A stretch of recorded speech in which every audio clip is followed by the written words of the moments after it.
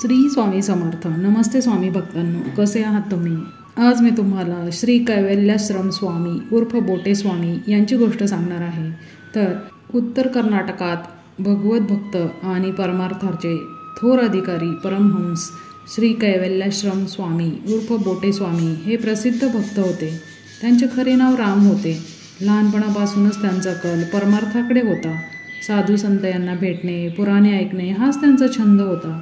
पुढे त्यांनी आपले उभे आयुष्यच श्री चिदंबर स्वामींच्या सेवेत घालविले. त्यांना संन्याश्रम घेतल्यानंतर देवतांचे उत्सव व धर्मभक्ती याचा प्रसार सर्वत्र केला. त्यानंतर शके 1833 साली चिदंबर स्वामी स्वस्वरूप लीन झाले. श्री बोटे स्वामी वयाच्या 14व्या वर्षी वडील बंधूंजवळ मुरगोड येथे राहू लागले. त्या काळात त्यांनी श्री स्वामी समर्थांचे अनेक चमत्कार लोकांकडून ऐकले होते. त्याचा परिणाम असा झाला की एक वेळ तरी आपण त्या सत्पुरुषाचे दर्शन घेण्याचा त्यांनी ध्यास घेतला.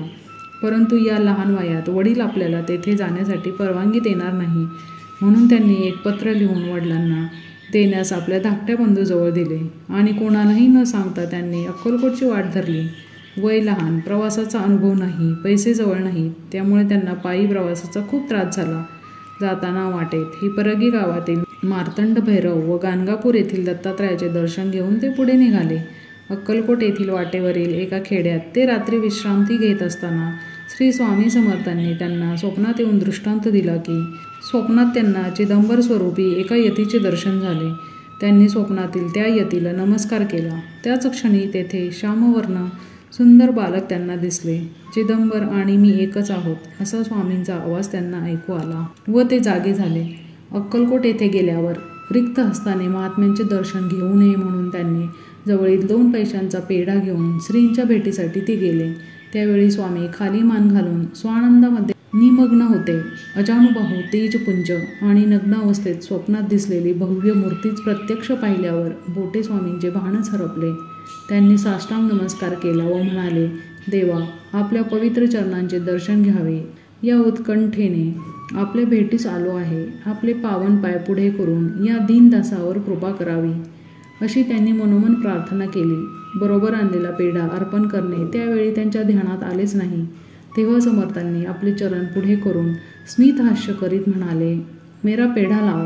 हे ऐकून त्यांना आश्चर्याचा धक्काच बसला. इकडे मुरगोड मुक्कामी घरची सगळी मंडळी 2-4 दिवस झाले तरी मुलगा परत आला नाही म्हणून काळजीत पडली होती. शेवटी वडील धाकट्या मुलाला घेऊन अक्कलकोट येथे जाण्याला निघाले. तेथे पोचल्यावर स्वामींचे दर्शन घेऊन आपल्या मुलाविषयी मठात व गावात सगळीकडे त्यांनी तपास सुरू केला. परंतु तपास काही लागेना म्हणून खिन्न मनाने तेथेच बसून मनात संकल्प केला की स्वामींच्या कृपेने आपला मुलगा भेटला तर 8 आण्यांची साखर आणून स्वामींच्या नावाने वाटून. इतक्यात समोरून चिदंबरांचे नामस्मरण करीत येत असलेला त्यांचा मुलगा त्यांना दिसला व दोघांची भेट झाली. त्यावेळी वटवृक्षाखाली स्वामी पूर्वाभिमुख करून पुराण ऐकत बसले होते. तेजस्वी अशा भव्य मूर्ती स्मित हास्यात पाहून त्या दोघांनी आनंदाने त्यांच्या चरणावर मस्तक ठेवून अत्यंत नम्रतेने वंदन केले. जवळच पुराण चालू होते. तेथे जाऊन ते दोघे बसले. स्वामींचे वागणे विक्षिप्त, उद्गार असंबद्ध असे असले तरी त्याचा अर्थ फारच थोड्यांना कळत असे. पुराण चालू असता स्वामींनी मध्येच पोथीचे एक पान घेऊन त्याचे नळकांडे करून त्यातून फुंकले. याचा अर्थ पुराण श्रवण करणारे बहुतेक असे असतात हेच त्यांनी दाखवले. थोड्या वेळाने पितापुत्र पुन्हा नमस्कार करून निरोप मागत असताना स्वामी एकदा म्हणाले, नवसाची साखर कुठे आहे? हे ऐकून सर्वांना नवल वाटले. मुलाच्या वडिलांना मात्र आपल्या संकल्पाची आठवण झाली. स्वामींचे अंतर्ज्ञान पाहून ते नतमस्तक झाले व त्यांनी साखर आणून महाराजांच्या पुढे ठेवली. त्यानंतर दोघे पितापुत्र परत मुरगोड मुक्कामी आले. वडिलांच्या आग्रहामुळे श्री कैवल्याश्रम यांनी परत कॉलेजमध्ये जाऊन आपले शिक्षण पूर्ण केले. परत एकदा स्वामींच्या दर्शनाला जाण्याची त्यांची उत्कंठा लागली. त्यावेळी देशभर भयंकर दुष्काळ पडला होता. त्यामुळे घरची मंडळी त्यांना प्रवासाला विरोध करत होती. तरीही त्यांनी आपले गुरु श्री चिदंबरम स्वामी यांच्यावर भार टाकून ते अक्कलकोट येथे गेले. त्यावेळी श्री स्वामी समर्थ गावाबाहेर 3 मैलावर गेले आहेत असे त्यांना कळले. तेव्हा लगेच ते चालत तेथे गेले. झाडाखाली स्वामींची मूर्ती पाहून त्यांना अत्यंत आनंद झाला. स्वामींपुढे नतमस्तक होऊन ते मनात म्हणाले, आपण अवतारी पुरुष आहात. आपल्या दर्शनाने सर्व लोकांची पातके नष्ट झाली असतील. परत एकदा आपले पदकमल पुढे करून मला चरणस्पर्श द्यावा. असे मनात म्हणून त्यांनी डोळे उघडले. तेव्हा स्वामींनी स्मितहास्य करून व कृपादृष्टीने त्यांच्याकडे पाहिले व आपला उजवा पाय पुढे केला. त्यांनी धावत जाऊन स्वामींच्या चरणावर आपले मस्तक ठेवले व बरोबर आणलेले 5 रुपये स्वामींपुढे ठेवले. ते पैसे हातात घेऊन स्वामींनी प्रसाद म्हणून त्याच्या हाती ते परत दिले व स्वामी म्हणाले, पाणी फार खोल आहे, भिवू नकोस, मी तुझ्याबरोबर आहे. लाख लाख लाख ब्राह्मण भोजन. ही अमोघ वाणी ऐकून तो भांबावला. तेव्हा जवळच्या मंडळींनी तुमच्यावर श्रींची कृपा आहे असे समजावले. पुढे लग्न झाल्यावर श्री कैवल्याश्रम यांनी त्यांचे गुरु श्री चिदंबर यांचा महोत्सव सोहळा सतत 20 वर्ष केला. त्यांचे गुरु समाधीस्थ झाल्यावर त्यांच्या नावाने चालविलेल्या महोत्सवात श्री स्वामींची भविष्यवाणी लाख ब्राह्मण भोजनाची त्यांच्याकडून खरी ठरली. त्रिकालज्ञानी महात्मेच असे अगोचर भविष्य पाहू शकतात याची त्यांना प्रचिती आली. श्री कैवल्याश्रम आता राममास्तर झाले होते. त्यांचे पूर्वीचे नाव राम होते.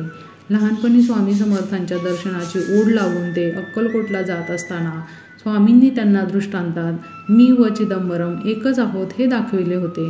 तेव्हापासून चिदंबराची केलेली सेवा स्वामीचरणी पोहोचत होती. चिदंबर स्वामींचा उत्सव मुरगुड गावी नेहमी होत असे व त्यावेळी हे राममास्तर जातीने मेहनत करीत असायचे. एकदा ते असेच आश्रमाबाहेर झाडलोट करीत असताना एक दशग्रंथी ब्राह्मण तेथे आला व म्हणाला, राममास्तर कोठे आहेत? तेव्हा लोकांनी त्याला राममास्तरकडे आणले. त्यावेळी त्या ब्राह्मणाने एक नारळ त्याच्या पुढे ठेवला व नमस्कार करून म्हणाला, मी अक्कलकोट येथे स्वामींच्या दर्शनाला गेले असता स्वामींचा परत लवकरच दर्शनाचा सुयोग यावा असे म्हणालो. त्यावेळी स्वामींनी सांगितले की परत येथे दर्शनाला न येता मुरगुड गावात आमचा परमभक्त राममास्तर आहे, त्याचे दर्शन घ्यावे म्हणजे आमचे दर्शन झाल्याप्रमाणे आहे.